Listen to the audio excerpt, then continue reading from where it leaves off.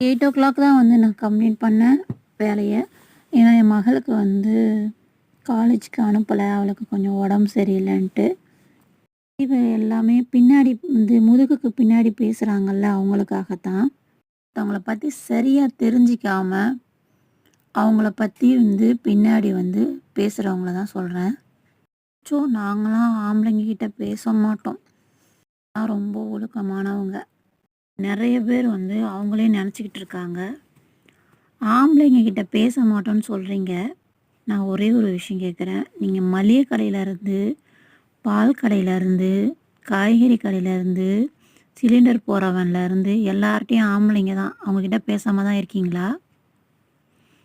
யாரும் தனிப்பட்ட முறையில எவன்கிட்டயும் பேசிக்கிட்டு, வலிஞ்சுக்கிட்டு இருக்கல.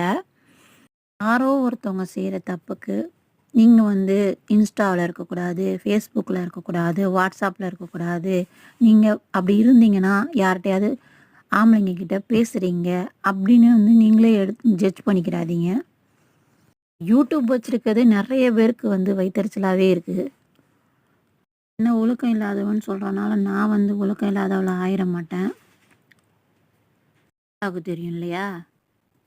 யாரு ஒழுங்கா இருக்கா, யாரு ஒழுங்கா இல்லன்ட்டு. ஏதோ ஒரு சில பெண்கள் பண்ற தவறுக்கு எல்லாரையுமே வந்து இவங்க இப்படித்தான்னு வந்து சொல்லாதீங்க. எல்லாருக்கும் சேர்த்து தான் சொல்றேன். இதுவரைக்கும் என்னுடைய சேனல்ல தவறான பதிவு எதையாவது போட்டிருக்கேனா? சட்டத்துக்கு புறம்பான பதிவு ஏதாவது போட்டிருக்கேனான்னா கிடையவே கிடையாது. நீ ஒழுங்கா, நீ ஒழுங்கா ஒண்ணுமே புரியல.